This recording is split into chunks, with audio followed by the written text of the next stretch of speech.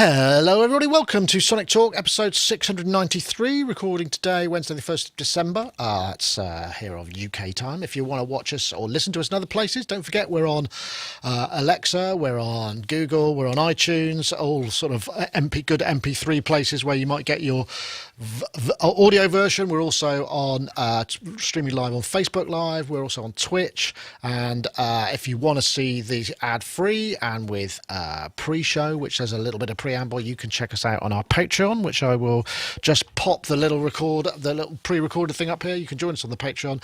There's also stuff like we've been posting patches up there from stuff that we review, samples, extra videos, and other bits and pieces. But please do join us. Yeah, lots of fun over there. So please go, please go and do that thing. Very reasonable prices. Okay, so. Let's just quick description. This is an audio and music technology podcast. We cover things to do with music production, studio work, live work, instruments, synthesizers, all that kind of stuff. So I want to say thank you very much to our friends over at YouTube, where you can see us live streaming at the moment. There's our chatties. We've got our IRC people over there, where you can access us at sonicstate.com/live, and also on Discord and Twitch, and I think that's where the comments are aggregated. So thank you very much for joining us, all of those people. Well, let's get on to some guests. We have, in fact, we'll start with Mr. Yoad Nevo, who's there in London, Nevo Sound, where he's busily. Are you mixing any Christmas hits, or I suppose you would have done that back in August or something if you were doing that, wouldn't you? Yeah, I haven't done that for a while now. Just mixing, normal songs. Normal songs, yes. I'll never forget that time when Ty just said, "Yeah, you just have to Christmasify things by putting sleigh bells on, and then that's basically your Christmas version." So imagine if you were that specialist. But as you mentioned, if I was, and when I used to do that, that would have been done by kind of October and or November, or everyone will be hysterical if it went over and stuff like that. But luckily I'm not doing that very often anymore. Right. Well, of course, Yoad is the guy who basically is also a developer at Waves, as well as being a mixer and producer, and got an ATMOS equipped studio there. Are you doing more ATMOS work at the moment? Are you getting plenty of that stuff going on? I have done a few more mixes since we last talked.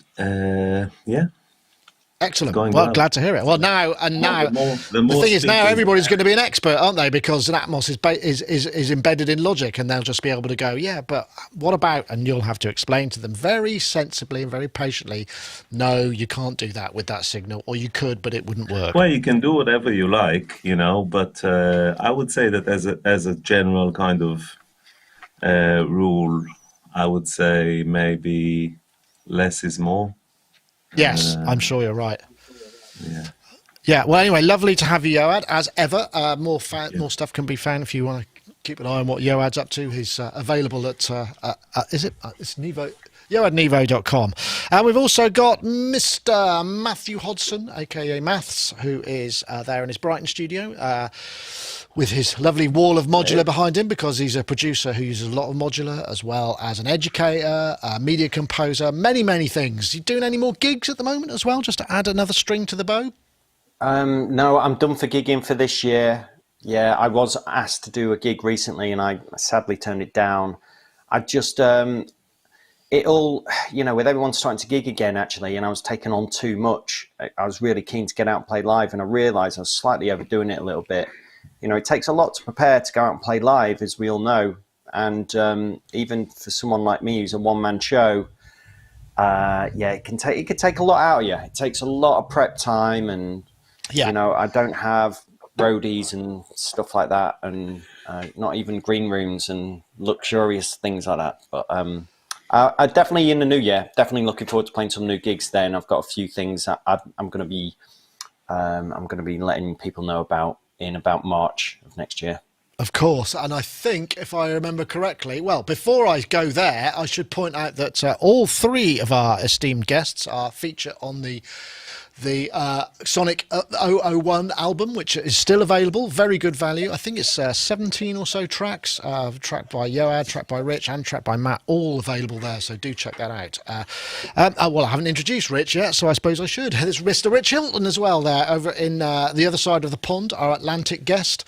Rich Hilton, of course, player, producer, engineer, man of many talents. Are you gearing up for the chic Christmas disco season, or is it things slowed down a bit? Because things are getting a little bit, unsure again. We're back into that whole lockdown, the new variant, and all that kind of nonsense, I suppose. Well, our schedule is figured so far in advance that I don't know that had anything to do with it. But the fact is that we're sort of on a brief hiatus from chicifying the world.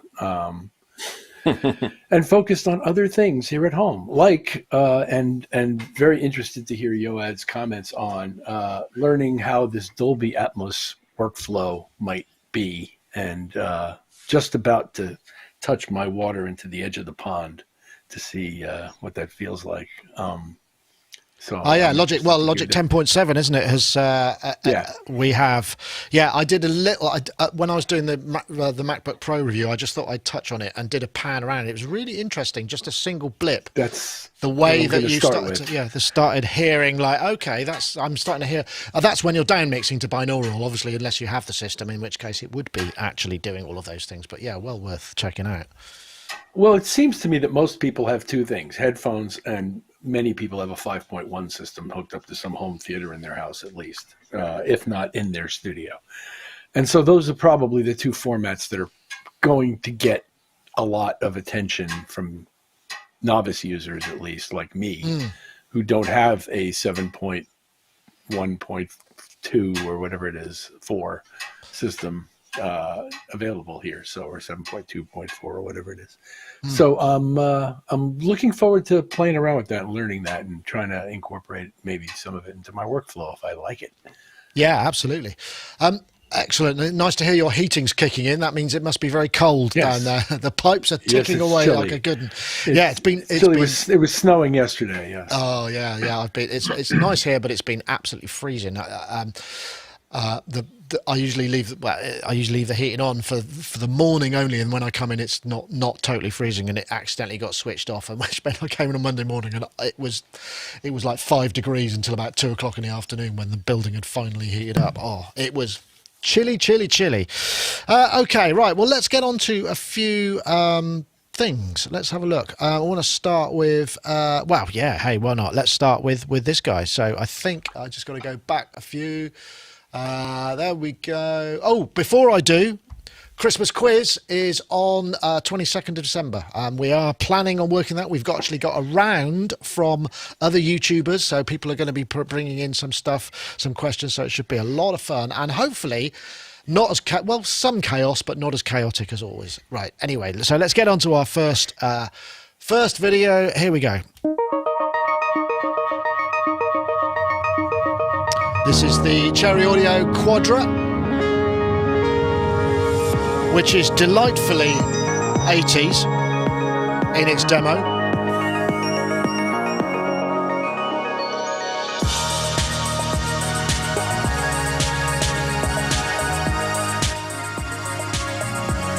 It's got all the business. I won't play the whole video. I mean, it's pretty straightforward. I've actually got a copy of it here, which I could bring up because I downloaded it today. There it is. So you get the bass, the strings, the polysynth. What's interesting is you can set the key splits for each thing. So it's like a little multi-timbral module with all this kind of routing stuff. I'm not familiar with the Quadra, but people I know who have had their hands on it, because it was quite a rare beast, say it's a thing of beauty, if a little temperamental, because I think it was quite, I don't know if it was the key, because was it the era of those ARPs which had the keys that stuck out over the bottom of the keyboard, so they were mostly snapped off. I know, Rich, you were talking pre-show about this coming up, and it's the first one. Are you familiar with the Quadra? Yes, very familiar with it. It was they should have called it the buffet. The buffet, because yes. It's like a synthesizer buffet under one roof. That was the whole principle, is that you didn't need to bring all of these things. You could do it all just right here. And to my mind at the time, it didn't do any of them as well as bringing all those things. But That said, I had a good look at this software, and it seems to be a very nice piece of software and a quite usable piece of software. And there are some improvements that they've made that do kind of make the thing sound a bit more lively, and it incorporates that this sort of randomness that people are starting to build into digital products, where you can randomize certain aspects of the signal so that it doesn't sound like a flat recreation of something. Yeah. And so I think this product is likely to do very well for these guys. These guys seem to be making quite a splash lately with other things like their memory moog simulation and a bunch of other instruments. So they seem to have a mission here that's pretty clearly defined, and I wish them well. Yeah, I mean, this is it's like $39 at the moment. It's really, it would be 59, which isn't that great an expense. One thing I will say, because I was playing a little bit with it, it's good fun to use, and it's got some interesting premises. Like I say, you can kind of split the various different parts and send individual parts to different effects. I wouldn't say it's like the most finest, detailed, finessed, modelled instrument I've ever heard, but it's the whole kind of concept of it for that price. I think is fairly reasonable. Yoad, I'll come to no, that's Matt. I'll come to you then, Matt. Hello. Hi. Have you ever had your hands on a Quadra? No, I haven't, unfortunately. But I am aware of some of the ARP ones where the keys do stick out across the body. Danger. And totally danger, yeah. And I know enough people who have had them kind of broken off and things. Nick, have you had much of a chance of a play with the arpeggiator on this? Because I think they've done a few more extended parameters on it, and I'm quite a fan of playing around with arpeggiators. Did you get that far? Even the echo as well. I tell you, yes. What I did is I'm just see if I can find, is there a user? There's probably user. I made one patch, which, oops, I think it's a bit loud because it's cracking up because of the signal path here. So I think I made one patch. Okay. I thought it did have I did put the lead on it. But I think I don't think I've got it set up. I didn't save that particular one. No, not really. But okay. I think it's fairly basic. It does look fairly basic, and they said they've extended it, so that's why I was kind of interested to see what they've done. But what they have done as well, which is kind of convenient as well, because you've got the bass and you've got the synth and the four voices essentially. I've just been told my Mac's going to go to sleep if I don't plug it in. You can route them out to outputs, can't you, in Logic and stuff like that? I'm just going to go plug my Mac in. I'll be back. Okay, Yoad, while we avert that disaster, I think the thing is, it's fair to say, I think the thing is with Cherry Audio, it's kind of like they're cheap and cheerful, and some of the detail is perhaps not there, but it's sort of moving the kind of concept. Whereas I know that some of the software manufacturers really go kind of almost to component level. So I think that's fair to say. But it's actually quite nice and clean, I must admit. And I don't really, again, I haven't had that much experience with an actual Quadra. I'm not sure I've ever played one in real life. How about you? No, I haven't. My most extensive experience with ARP is the Polaris, the Chroma Polaris that I have here. Oh, yeah. Although I believe great. it's not really related, although it's made by the same, but some of the same people. But I will say about modeling synths in general is. The way I see it there are two aspects of it. One is basically creating the presets. So you create the signal path that will allow you, the LFO ranges, the shape of the filter, the resonance, and stuff like that. The shape of the envelopes, the timing of the envelopes, and all those things, which will allow you to recreate a preset that will sound very similar. But then there's the whole, like you said, component modeling or black box modeling, or however you want to approach it, which will actually recreate the sonic element of it, which kind of which the presets sit inside, if it makes sense. So you Right. have the sound you hear when you press the key, which may resemble the original, but then you have a lot of other kind of parameters that will affect the sound, like harmonic distortion, things to do with the power supply, and things like that. So, however, these things can be addressed by using other plugins on top of it, Right. like saturation or harmonic distortion plugins that may improve the sound, may take it further away from the original, but make it like kind of more pleasing and warmer, and all those words that we like to use in the context of analog devices, especially synths. I haven't really dived into that particular one. I can say that the user interface, is not. Again, it looks the part kind of from a distance, but when you zoom in, you see that it's a little bit kind of software-y.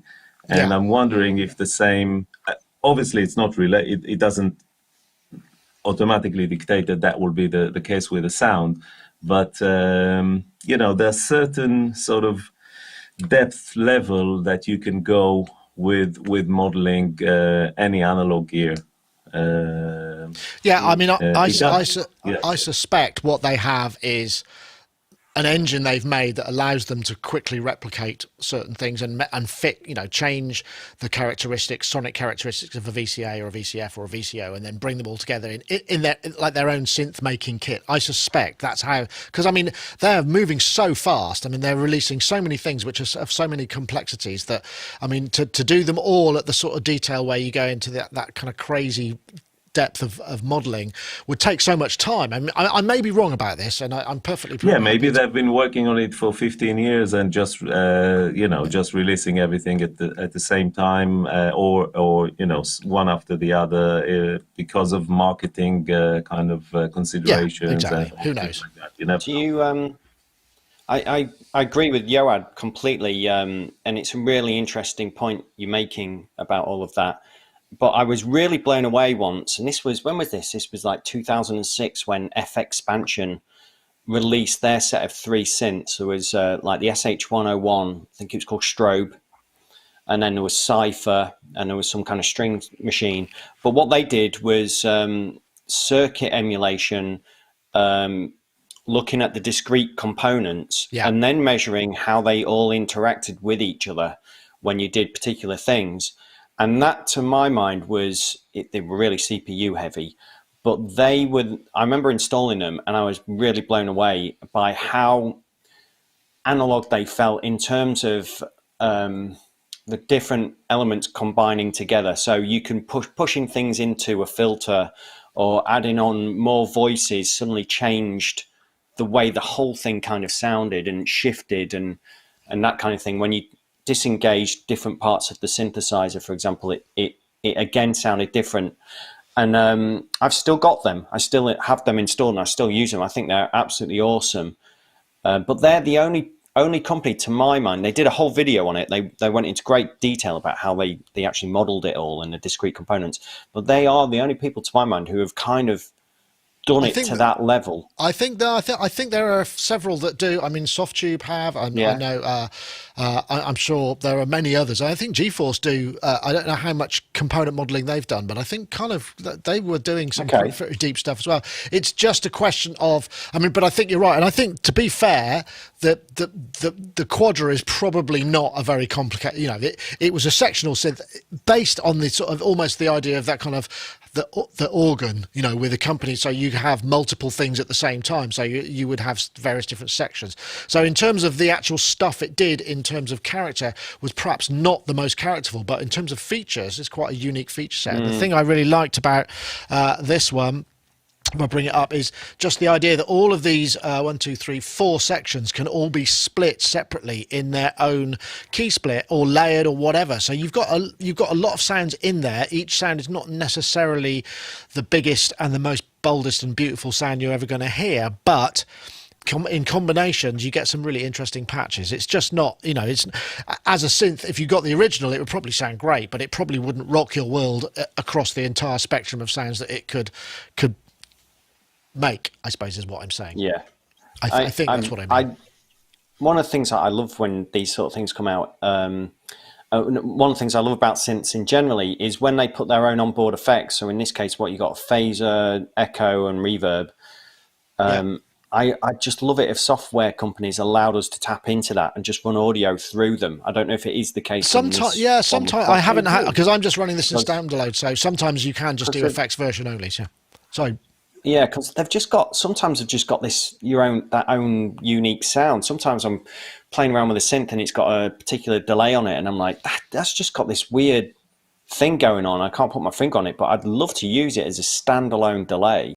But obviously, there was no way of getting audio into it. But I'd love it if software companies enabled that, with these plugin versions.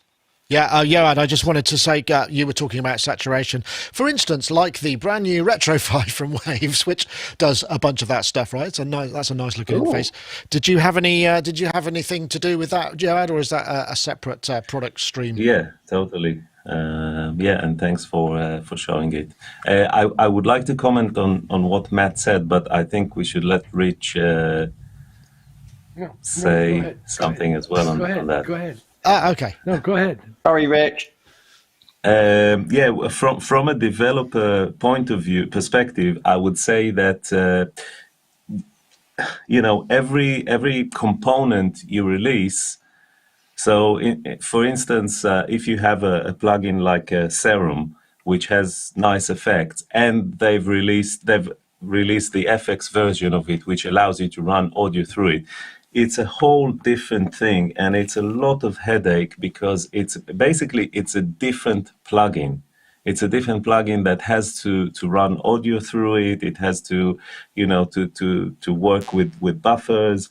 You have a lot of QA to do. You have to make sure that it works on all the platforms, right, on M1 and on PC, on Windows 11, on that. So, and the benefit, and usually you get it for free. When you buy Serum, you get the FX version for free. So for the manufacturer, there's not a lot of I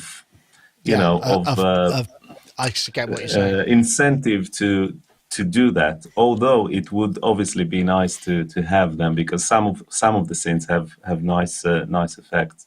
Yeah. Got you, Rich. I think you had something to add. I was just going to say that there are plugins that do offer that, and it is a separate plugin, and I can understand why it's a separate. Once you make it a separate plugin, it's a separate headache in terms of getting it approved across all the platforms and working properly and everything.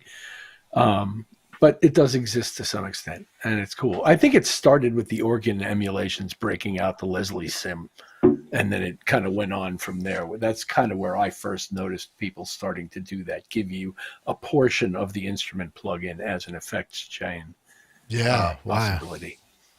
Okay, well, I think I'll probably just drop a little message from. I'll put this one in because obviously I think we're still just about running. This is the last possible moment. So here's a message from our friends over at Arturia. Arturia are kicking off Black Friday with their biggest ever 50% off sale. You've got till December the 8th to save 50% off V Collection 8, Effects Collection 2 and Pigments 3 plus Spectrum sound packs. Of course, V Collection is a huge collection of iconic instruments, new instruments including the OBX-AV, the Emulator 2V, the Juno 6V and the Vocoder V, as well as many other favourites. FX Collection 2 also adds EQs, compressor diode, bus force, and the classic DIMD, as well as phaser, flanger, chorus Juno 6, plus other EQs, delays, and other processing. And of course, Pigments is their, well, flagship software synth that's not anything specific, but is a very impressive instrument in its own right with a fantastic modulation matrix. If you're already a customer, log in and get even more discounts. Just head over to arturia.com right now. And we thank them for their support. And yeah, it seems like the Black Friday sales have been so software. I've been very good. I don't think I've bought anything actually, or certainly not on sale, not intentionally, apart from maybe a Christmas present or two. So yeah, I've been good, but I think we kind of covered that last week a little bit. All right, so let's take a look at what's our next topic. Yeah, let's just go back to our next topic. I'm just going to grab this. Yeah, this is, well, it speaks for itself. What's up, guys? I'm Andrew Freed from Bass Freedom. Today we're going to talk about the history of slap bass. Slap bass goes all the way back before the electric bass was even created. I want to go back through all the decades, talk about all the bass giants, legends, and pioneers who really evolved this technique. Yeah, I encourage you to watch this. It's not only is it there are some factors in there I didn't even know about at all, but this is Andrew Freed, who is excuse me, who's a YouTuber, focuses on bass. This covers not only the beginnings where we're talking about acoustic bass. I didn't realise that beforehand, the percussive element of bass playing would actually create more amplitude and allow the bass to kind of come forward as bands got bigger and bigger. So slapping and percussive bass kind of started there, and it makes total sense. And then it goes on Larry Graham, Marcus Miller, Flea, Victor Wooden, all of it. It's very, and one thing that you get when you're watching a whole load of slap bass all in one go is how derivative it can be. It very much sets, when it's really going for it, and not a lot of these examples are kind of like, these are the virtuosos, so you're seeing them slapping like crazy rather than maybe tastefully and occasionally, but it's really interesting. I know, Rich, I know you're a pianist. You've probably played with acoustic basses and bass players who play upright or slap. It's a very it became so taboo, didn't it, after the 80s? It's sort of something that you don't see it happen that much. I guess in Chic, obviously it forms a big part of some of those sounds, although a lot of the Chic bass lines were finger bass rather than slap bass. They weren't much slapped when Bernard played them, at least not until towards the end. And he actually included a clip from the Budokan show from '96, Bernard's last show, in his presentation. There were some omissions, as there are bound to be, but I thought this was a really good video. And from his perspective, I understand the omissions, and it's how, and I think you kind of get close to this topic. It's how it integrates into normal bass playing that I think makes it interesting. Although there are plenty of people now who are just slap and popping away. I don't know. Larry Graham had some expression for it, but he covered most of the guys, the significant people, and now the women. There's another one on Instagram who's really good. I can't remember her name, but a young lady. And of course, Tal Wilkenfeld can play great. But the video had tons of great people, and it did come to rest on some of the most important ones of each sort of era, including Bootsy at one point, and they rested on Victor Wooten at one point, and so they picked out some people who deserved a little more time in their presentation. It's an interesting historical connection to make with regards to acoustic bass, because though they get slapped, it's in a different way and for a different reason, and it produces a different kind of a result.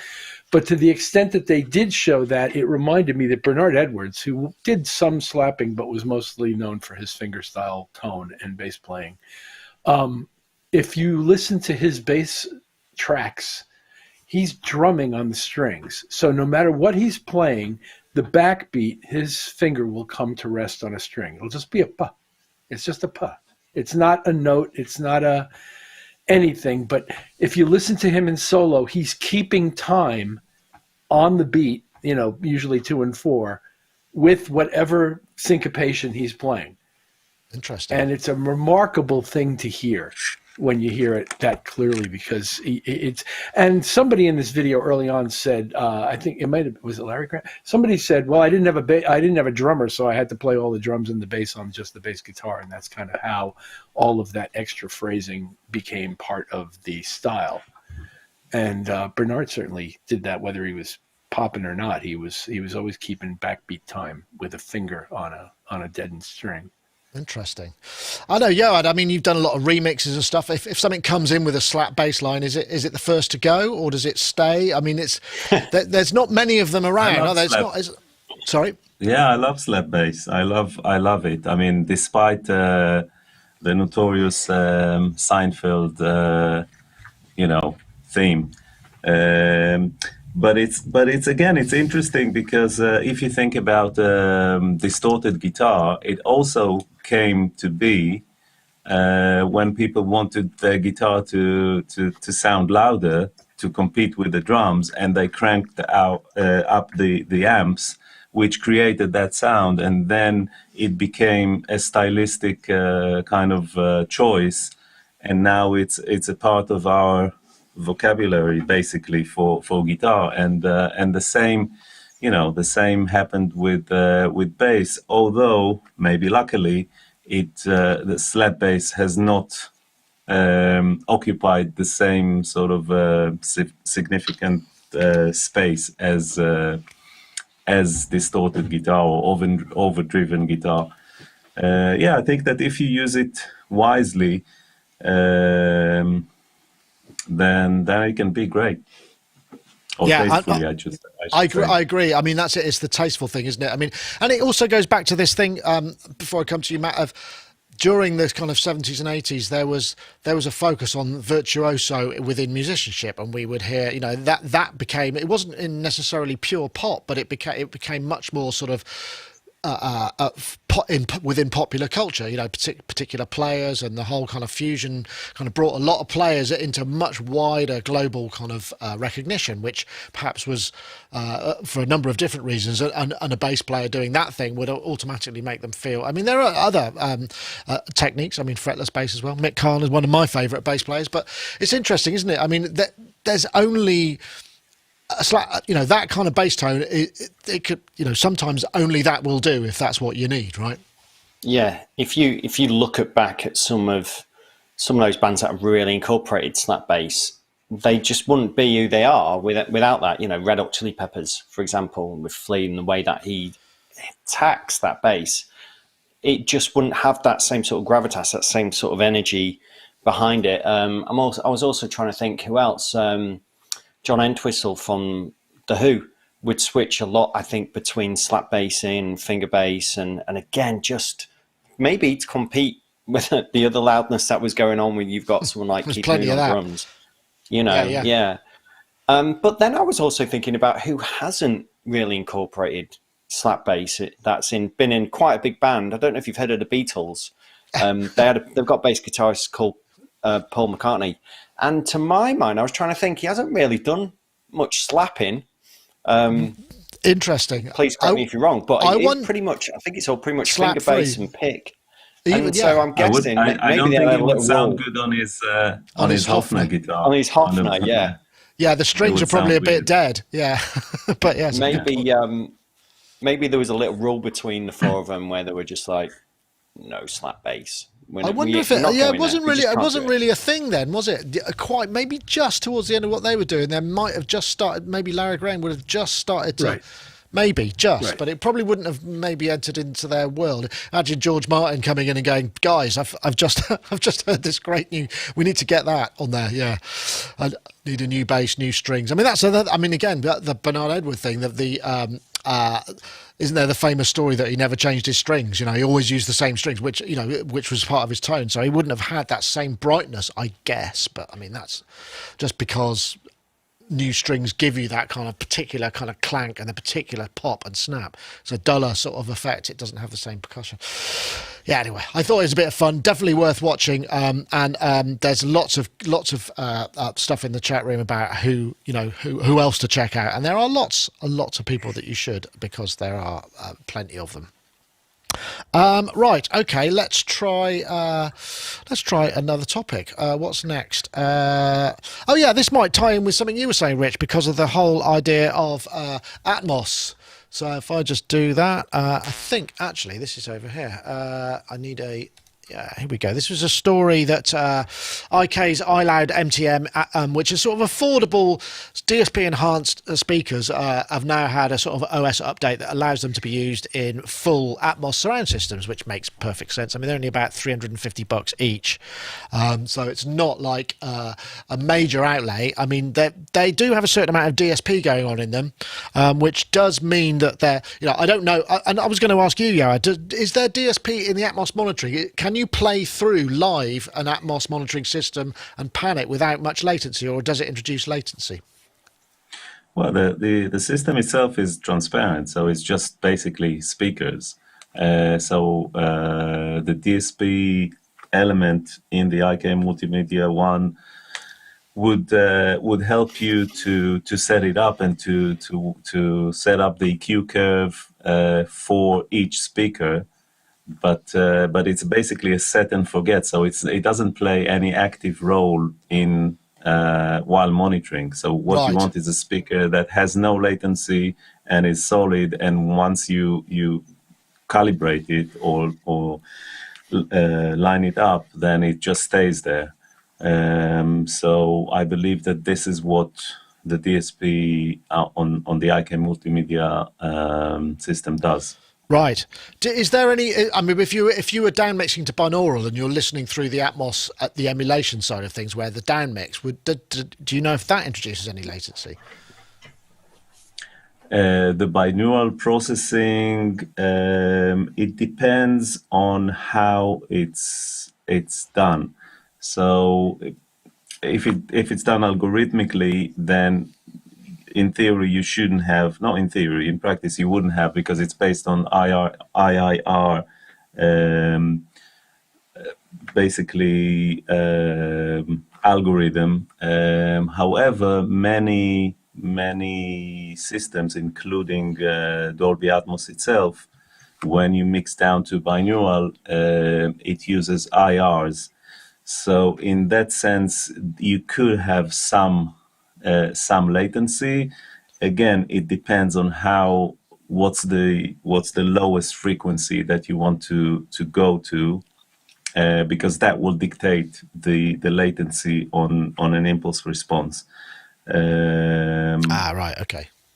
So, but one would think that you would not necessarily have to introduce sort of room ambient in order, like we discussed on our video, in order to help you with localization. So you wouldn't necessarily have to introduce that on the very lowest frequencies. So, and also you have the direct signal that kind of masks the transient, if you like. Right. You can get away with some latency. Plus, you're trying to simulate a room, and the room will have some latency before the first reflection from the wall, not so much from the floor. But so, yeah, it shouldn't introduce too much latency. And if it does, then there are ways to kind of hide it or mask it. I'm just trying to find out what this would, what this would work out. So it's 11 times 349, which is what they cost each. So still going to cost you close to 4,000 euros plus a sub, I suppose, maybe just to get an ATMOS system if you're going to go for the full 7. So, Rich, are you thinking about kind of bringing or wiring up your sound card down to your 5.1 snug so you can listen to mixes down there while you're experimenting with ATMOS from Logic? It crossed my mind when I saw this product. I looked over at my woeful 5.1 playback system over there by my man cave TV and thought, let's see, for about $1,250, I could turn that thing into something completely different. Plus I'd have to change the amplifier. But anyway, this particular space I'm in right now isn't really very well suited to it. It's very small and it's very boxed in, and I'm not sure putting speakers in here to do that is desirable, but I'm not sure it's not either. And I'll know, obviously, when I start out, I'm going to be using it in its binaural playback mode to get a feel for how that works. That's going to be the first thing because it's the easiest thing for me to do. And I'm sure that mirrors the experience that a lot of Logic users are going to have when they're using it the first time, because most of them don't have full ATMOS speaker rigs available the first time they're trying the thing out. I think that's the thing, isn't it? It's so hard. I mean, I haven't heard one of these systems. I've heard it binaurally, which is a very different experience. It's not the same. It's not the same thing. I'm sort of thinking maybe as we as consumers of music have become really attuned to the way that tape sounded, for instance, for a really long time. So we kind of we liked the warmth and we liked those things. Maybe as Atmos, even binaural mixes become more of a thing, we'll just gradually become almost sort of culturally sort of, I don't know why, but I prefer that mix kind of will start to happen in our just everyday listening as that stuff is built in, as we often are listening in headphones, just through necessity these days. Well, I can definitely see people wringing their hands at the possibility that will become true. Yeah, sure. Well, well, exactly. But it kind of makes, and in many ways, it sort of has. The fact that Apple are behind it makes it much more of a push from within the industry rather than from the consumer side. Because it might not. I don't know. I'm of two minds on the thing, and I'd love it if it did, but I sort of don't care. But it's funny because they've spent now 2 decades trying to sell 5.1 to people. And to some extent, they've sold it in home entertainment systems on the cheap. And you'll go into somebody's house and they won't have any idea how to operate it or how it's set up. But it just seems to play out of all the speakers. So that's fine. But so the solution to that now is to add more speakers. And I have a question about that. But on the other hand, I haven't worked in it and I'd love to hear it sounding great, and so I'm not, I'm kind of looking forward to it at the same time, but I want to, as for how it's going to catch on in the marketplace, that remains to be seen. Yeah, it's interesting. Just because Apple thinks it's a great idea doesn't mean it's going to catch on in the marketplace. Yeah, it's interesting, Matt. Well, it's interesting. Do you have, are the BIMS facilities now feeling that they need to put in Atmos mixing or Atmos listening just to sort of, because most of us are I don't know when I'm going to hear this. I'm going to have to come and visit Yoad and experience it for myself, because I'm not going to get that experience unless I have access to a place where I can hear it in its proper native format. You're totally right, and Rich hit on the head. 5.1 setups on their own, very few people have them in their homes.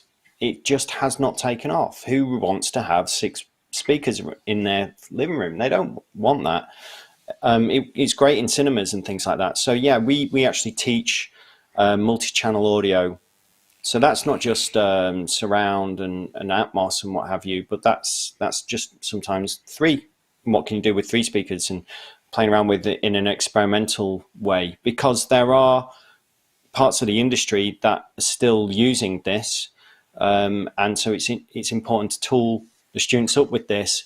Who knows how something like this may be tightly integrated into the whole metaverse kind of things that's moving forward. But I think one of the interesting things about Atmos and the ability to mix to an extent using the binaural process, which is free. If you've got a copy of Logic, you can mix it in Atmos in the binaural way. This is the first time in history, to my mind, where we went from mono to stereo, and people didn't know what to do with stereo then. And they were putting everything except for the tambourine in the right speaker, and that kind of thing. Now we're at a point where we're able to change the way we listen to stuff, but while music producers are empowered to be able to undertake and experiment with that in their own setups with very, very little money or setups, I think I can see why Apple are pushing the Dolby Atmos, because the experience of just having 2 speakers walking down the street, and I don't know if you've listened to some of the Atmos mixes, they're brilliant. And even when you're setting up your AirPods, they do this little test of the sound moving around you. And I was like, wow, this is 3D. I'm wearing 2 speakers. This is exactly what we want. It's convenient, it's small, and it's now plumbed into Logic. So I think this is going to be an interesting time when we figure out what we're going to do with this as music producers. Some of us will start mixing and experimenting with it in a very sort of literal way, in that they'll put reverbs at the back or further out.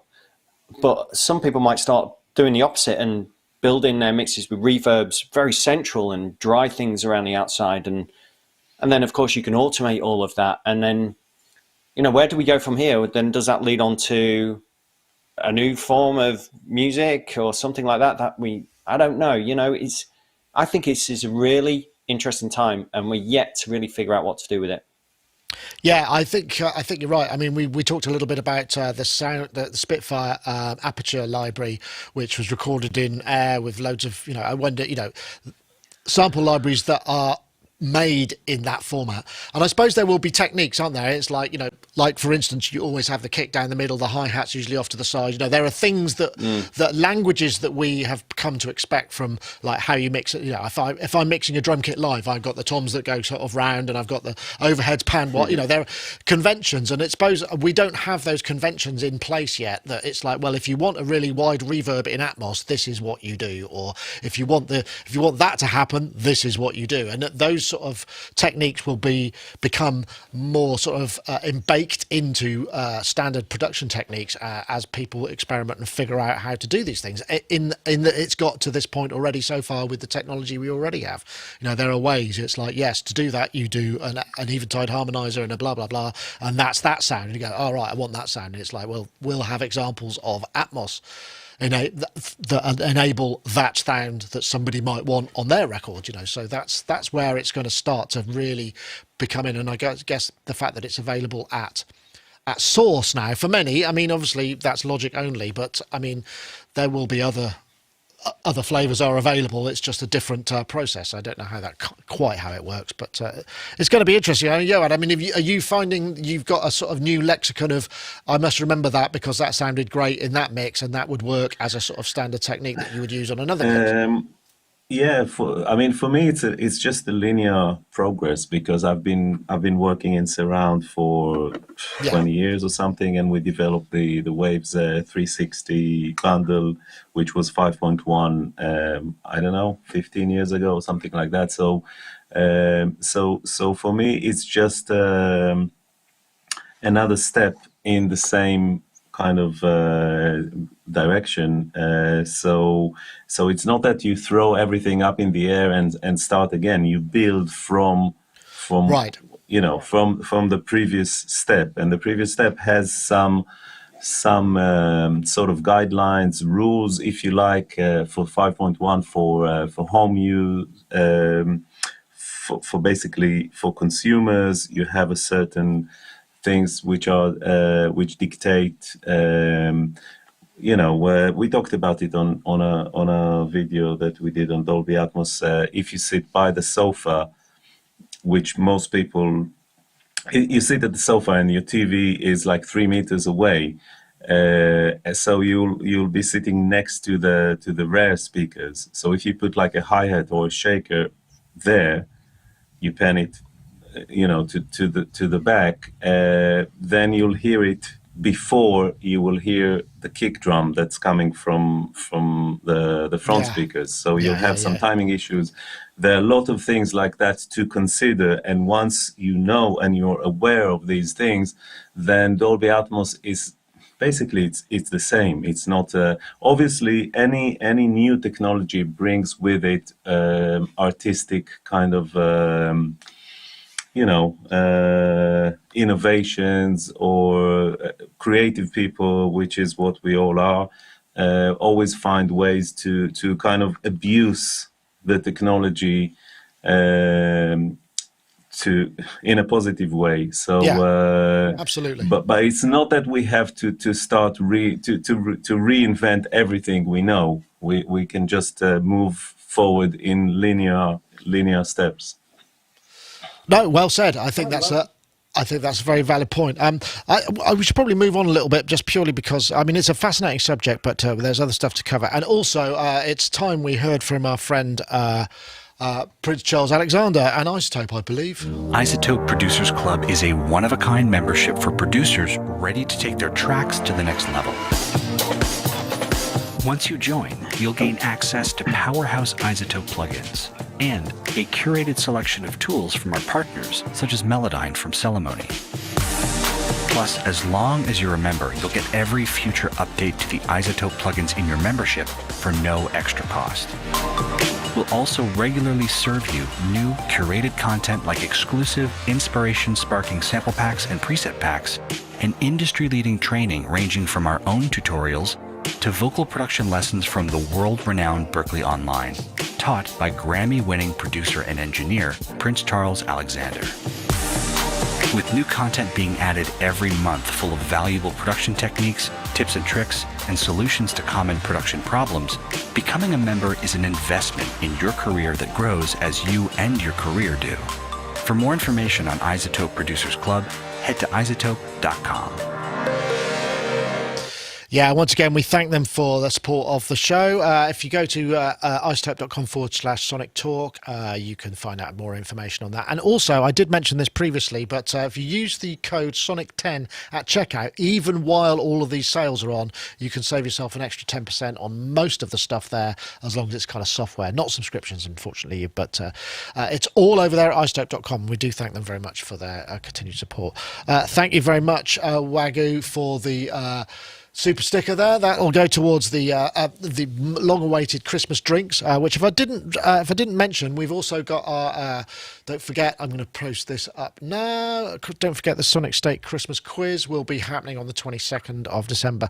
We've spent quite a lot of time on ATMOS, so it's a fascinating discovery thing to talk about, but I suppose there are some other topics. Maybe now's the time to get into our picks, because I think this is this seems to be a segment that's taken off and working pretty well. So I'm going to start with you, Rich, I think, because every week we try and get our friends over to in the panel to kind of mention something that maybe they've been getting into. And I will start with you, Rich. You were just talking generally about the whole notion of saturation plugins as a thing that you've kind of recently discovered. And I think it's very apposite at the moment, just purely because we've been talking about a lot of digital stuff.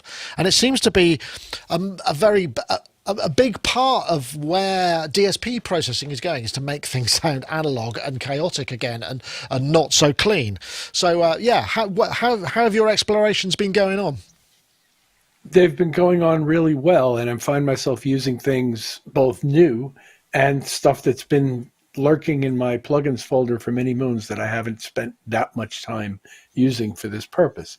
And when I say using saturation plugins, I'm not generally going for something that's completely buzzed out and squared off. It's usually a very, very small amount of something that brings an otherwise somewhat flat digital recording to life. And the care there becomes for me not overusing it and finding those elements which you want to stick out like that more than those other elements that you don't need to stick out. There's so much like that. And so, most recently our dear friend Wiggly, Dom, has his incinerator plugin, which I quite like, and it's a beautiful thing. And I've recently pulled something called Black Box from Plugin Alliance, and that seems to be working very nicely. My Sound Toys saturators are still treasured and wonderful. And most recently, Devil Lock, which sat lurking in my plugins folder, like I said, for over a decade, saved the day on something I was mixing by adding some life, give my creature life, as they said in the movie. Interesting. So that's kind of where I'm coming from with it. It's not so much to be obvious with it as to give a little more mojo to signals that may be a little bit flat in their original form. It's interesting, isn't it? Because, there's also sort of console channel strips, which people like, for instance, the soft tube, and there's stuff from Waves as well, which you might put on everything that's just got a little bit of something, but you wouldn't necessarily, because an analog console shouldn't make everything sound really, really different. It should just go, oh, that's nice. I don't know. Do you do that kind of thing? I mean, I know you're big on saturation, certainly distortion. You tend to kind of push things harder because it just fits the sound you're after, I guess, right? It does, but I know where Rich is coming from. Just it's even subtle amounts, really, really useful in a mix. And I'm sure Yoad can talk much more about this than I can. But I certainly my go-tos. In fact, I did a number of videos tracked from scratch, and you can see some of the processes I use. And I'm using Devil Lock quite a lot. Sound Toys ones, even the Echo Boy plugin from Sound Toys. Not actually using that as an echo, but actually the way you can drive the input of that particular plugin is really interesting in the way it kind of breaks up a little bit. And then, of course, in this land, there's lots of things that I do, such as mutable instruments, clouds. The input of that, it really breaks up really nicely when you push things into it. You can distort the input just enough, and to do interesting stuff like that, I'll just also do the same thing sometimes with reverbs. Instead of, you don't always want those very soft reverbs. You want something a little bit crunchy. Yep, you can put them through some kind of saturation or distortion, or just drive them a little bit hard on the mixing desk or something like that. So yeah, totally. And the Otto Boom, the OTO Boom is my favorite outboard stereo. It's on everything, and it's got drive on it, it's got compression on it, it's got filters on it. It can do parallel compression on it as well, so you can play around with the mix on it. And I just ram that on the output of everything, really. And it's really, really cool. If anyone's looking for a small, compact, portable, preset. Softube or somebody do emulations of those as well, the Otto, or maybe it's UAD, I can't remember which, but do they? Oh, I think so. Okay. Some Otto stuff. I know, yeah, and I mean, you've got a Neve console there, right? So you don't need to, but I'm guessing you probably do. You do this in software now because of the convenience, the recall, and whatnot. Yeah, and like you mentioned before, we have the NLS, which you put across every channel. Oh, sorry, I should do every channel in your DAW, which we modeled this desk, and we modeled the TG12345, Mike Hedges' previous desk, and Mark Stent Spike's SSL, and like Rich has mentioned, it's very subtle.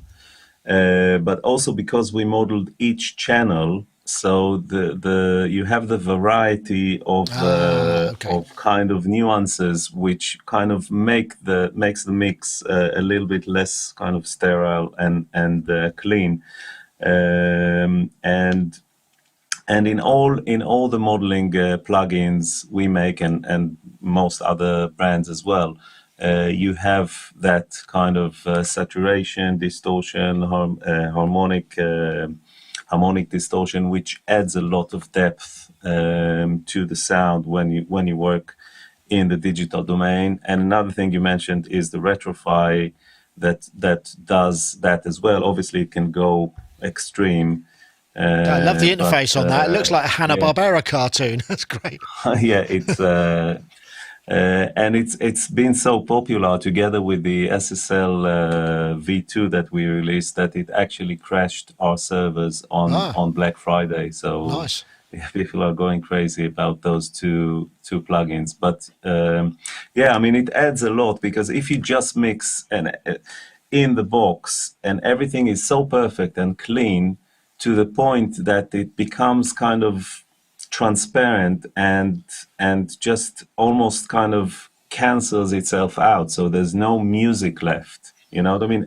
Obviously it suits certain styles of music, but I think that these days in every genre you would find in every mix you would find some use of saturation plugins, because it just makes it more kind of, I don't know, accessible, I think, and pleasant to the ears.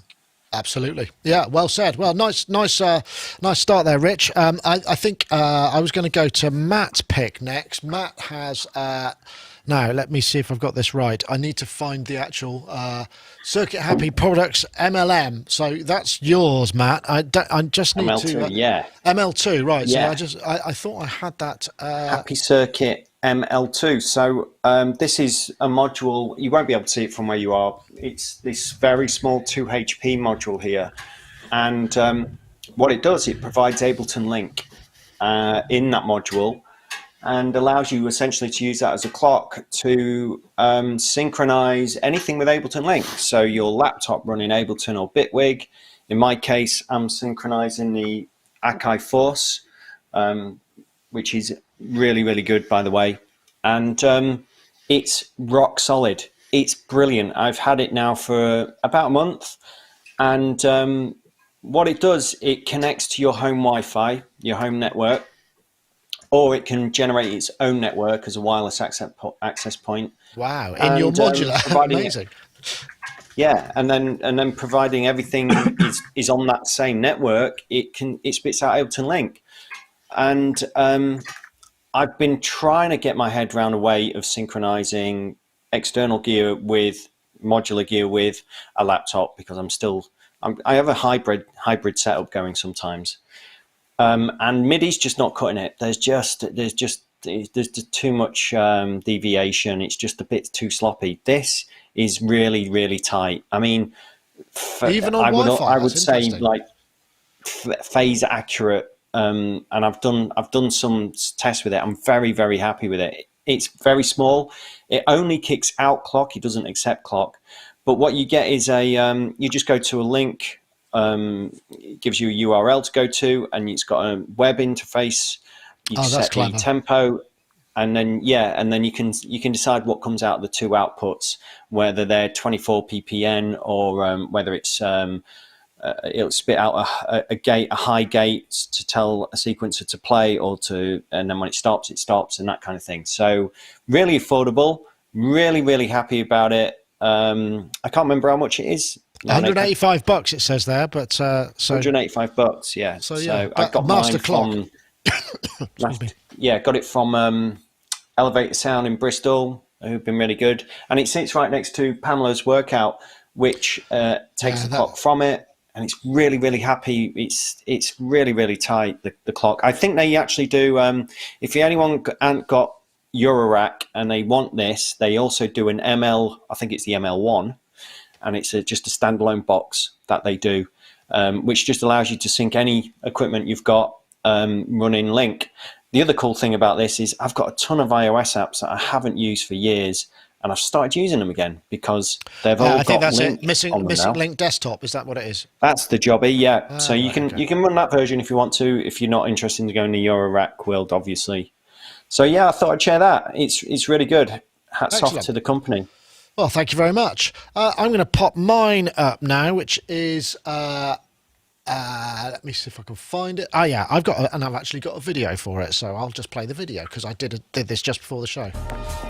Mine is it's not the video, that's the video. Okay, so this is a feature that just came up in Logic Pro 10.5 up. I've got an electric piano track here. This could be an external audio input, could be a live input, could be any kind of stuff. I'm just going to go to Utility, Auto Sampler. In this case, it's stereo.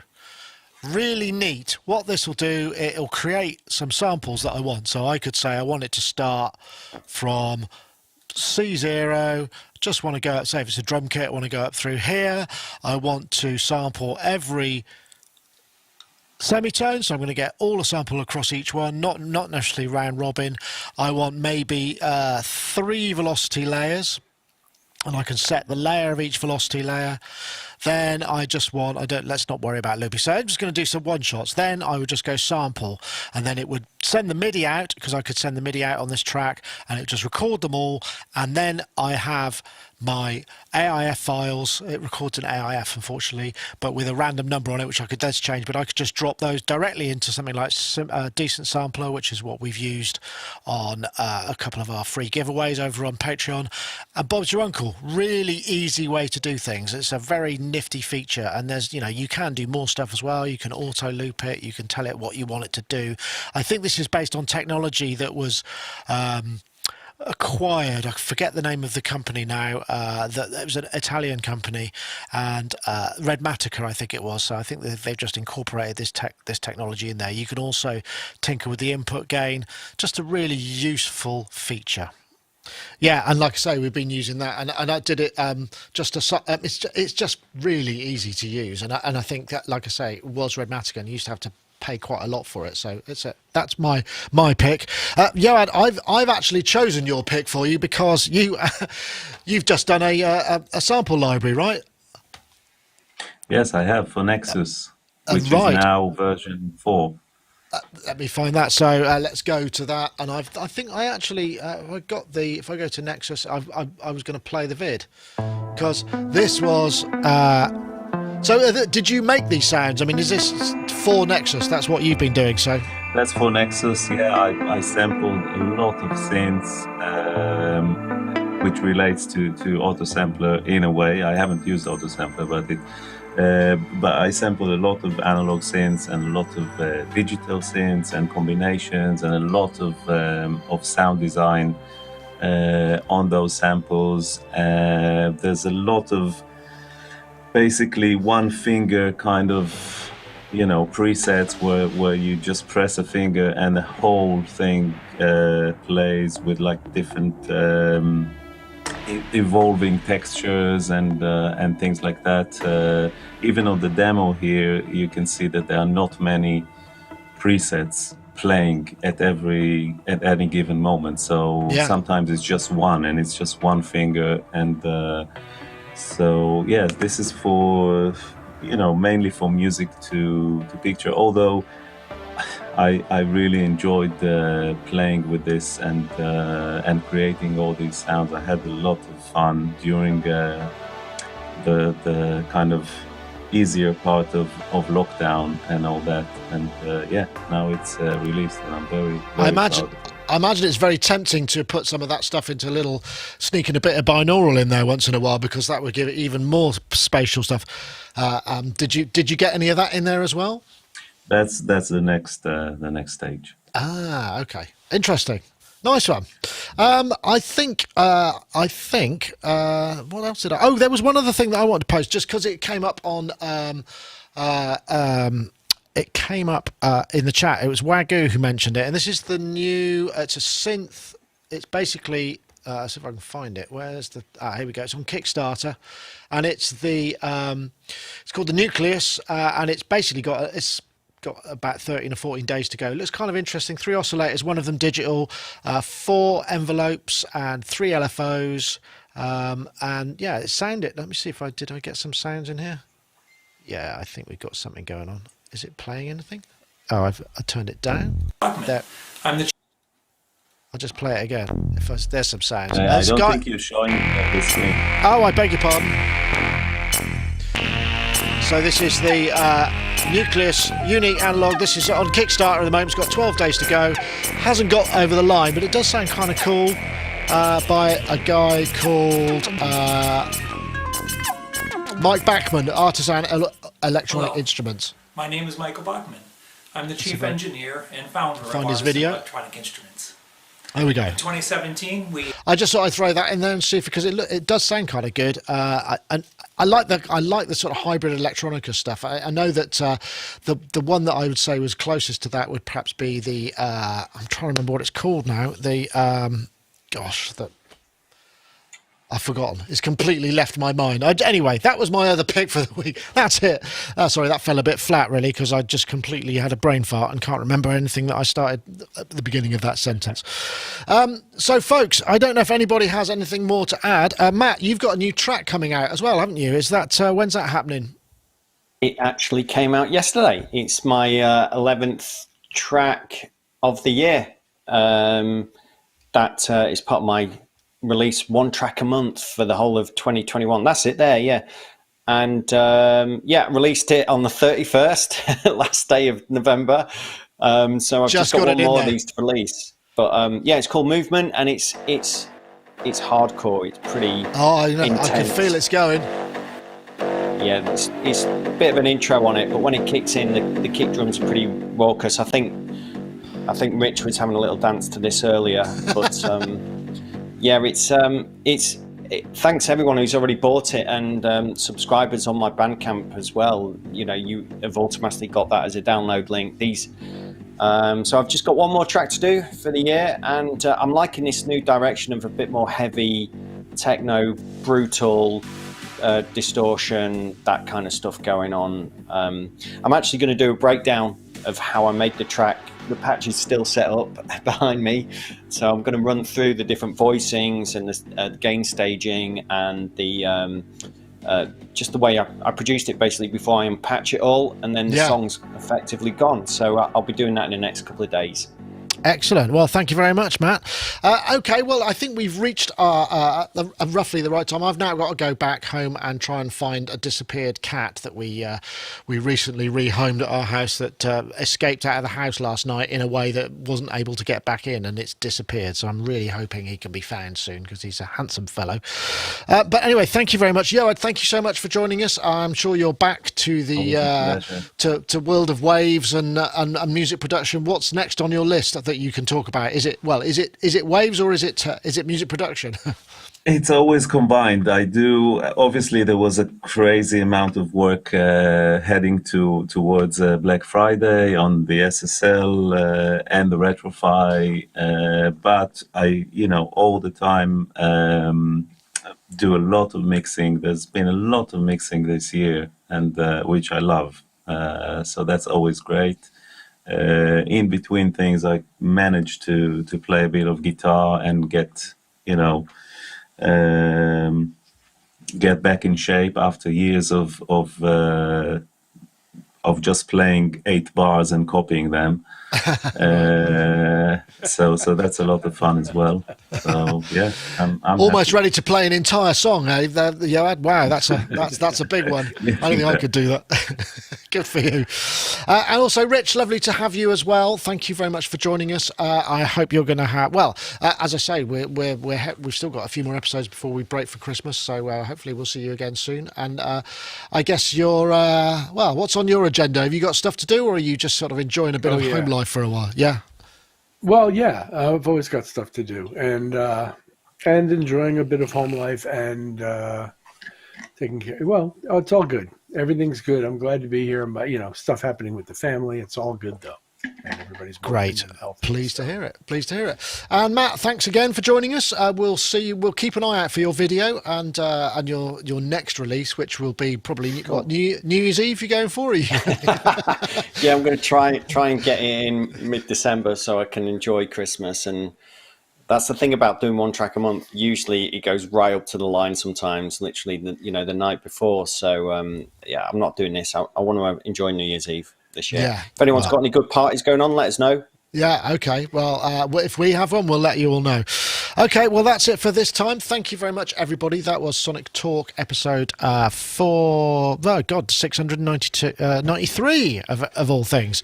I thought I'd mentioned it. And, of course, you could support us on Patreon. We've got the pre-show. I was noodling a bit on the Polybrute right there, which we've got another video of that coming up. But that's it for this week. We'll see you all next time. Thanks very much for watching. That is Sonic Talk 693 all over. See you next time. Bye-bye now.